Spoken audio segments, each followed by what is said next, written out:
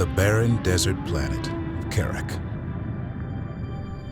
Home to a resilient but divided people known as the Kushan. They fought over resources under a burning sun for thousands of years. Everything changed when Rachel Sajet discovered something buried deep beneath the unforgiving sands. An ancient technology that would allow the Kushan to escape their dying world. A hyperspace core. And with it, a map that pointed the way to the true home of the Kushan, Hiigara.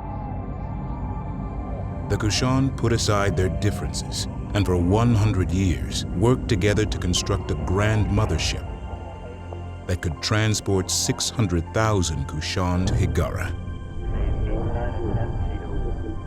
Karen Sajet, Rachel's descendant, volunteered to be bound, body and mind, to the mothership and become its navigator and fleet command. But the efforts of the Kushan did not go unnoticed. The Taidan Empire, a powerful enemy who had exiled the Kushan to Karak 4,000 years ago, took swift and devastating action. While Karak burned, Karen rescued all that remained of her people.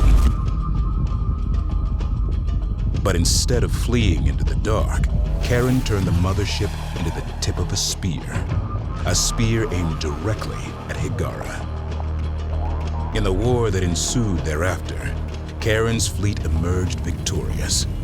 The Taidan Empire was shattered, and the Kushan reclaimed their homeworld, becoming Hiigarans once more.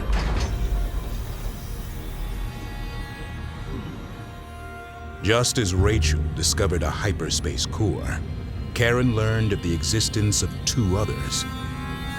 The first of these was gifted to Karen by the Bentusi, an ancient race who called no planet home and lived only among the stars. The final core was won by Karen upon defeating the Vaegir, a vicious foe who sought to control the cores at any cost.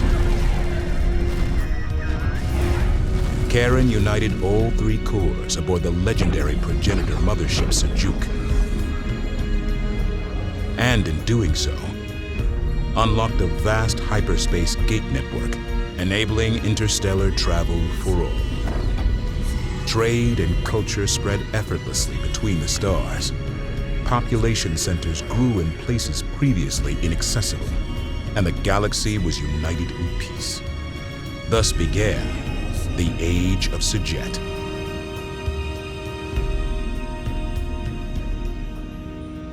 But deep in the outer rim lurked a region of space from which no ship ever returned.